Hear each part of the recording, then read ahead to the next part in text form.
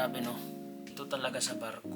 Hindi ka makakatulog ng 1 linggo na diretso na maganda yung tulog mo.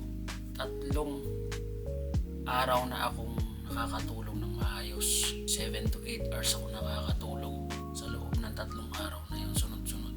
Tapos pagdating ng pang-4 na araw, biglang nag 3 hours na lang ang tulog ko. Sabi ko, ibang klase. Kaya ako minsan, ang iniisip ko, sabi ko, may nakain ba akong hindi tama? Sabi ko ganun. Hindi mo naman masasabing hindi nagsisirculate ng maayos yung dugo ko or poor circulation ba.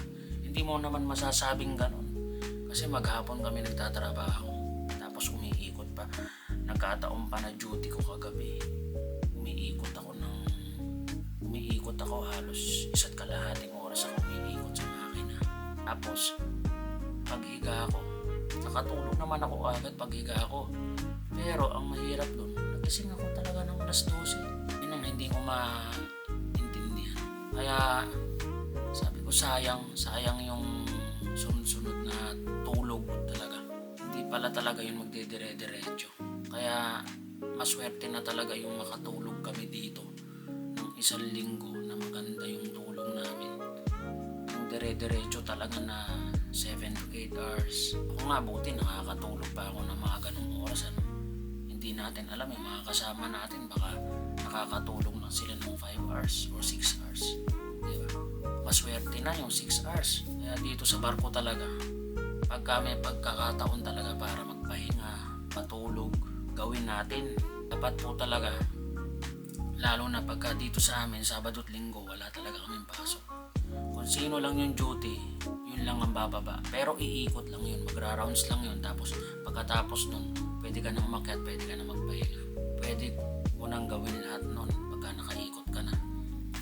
Syempre, pagka po talaga hindi ka duty, whole day ka, wala kang pasok nun. Kaya ang ginagawa ko, ako talaga, imbis na ako lumabas, gumala, maglakad, iniisip ko sa sarili ko, parang mas gusto ko pang matulog, magpahinga.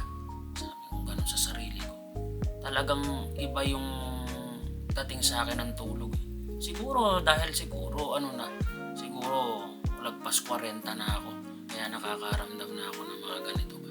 Kaya siguro na talaga, ibang-iba na yung bata pa tayo.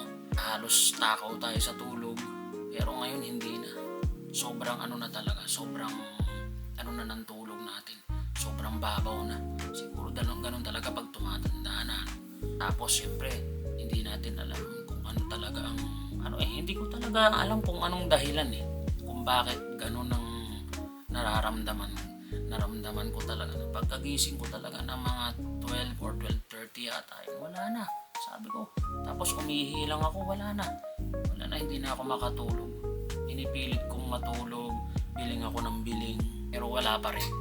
Hindi talaga ako makatulog.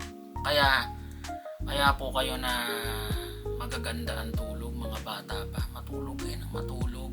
Lalo na pag nandito kayo sa barko, yung mga beginner, yung mga bata pa, nako, wag niyong sasayangin yung pagkakataon na mas maganda yung magpahinga kayo pagkatapos ng trabaho.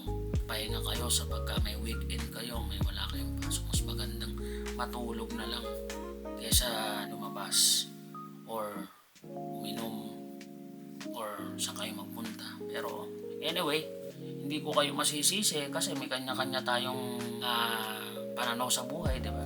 May kanya-kanya tayong kagustuhan, may kanya-kanya tayong hobbies na ginagawa natin, na ginagawa rito sa barko, ginagawa rin sa bahay. So hindi natin masisisi ang bawat tao talaga. Kaya yun ang mangyayari. Siguro hindi nyo pa yan mararamdaman ngayon. Mararamdaman nyo yan pagka tumanda na kayo, na ang magiging priority nyo talaga is tulog na lang o magpahinga na lang. So yun lamang po, share ko lang yung naranasan ko. So ingat po. Maraming salamat po.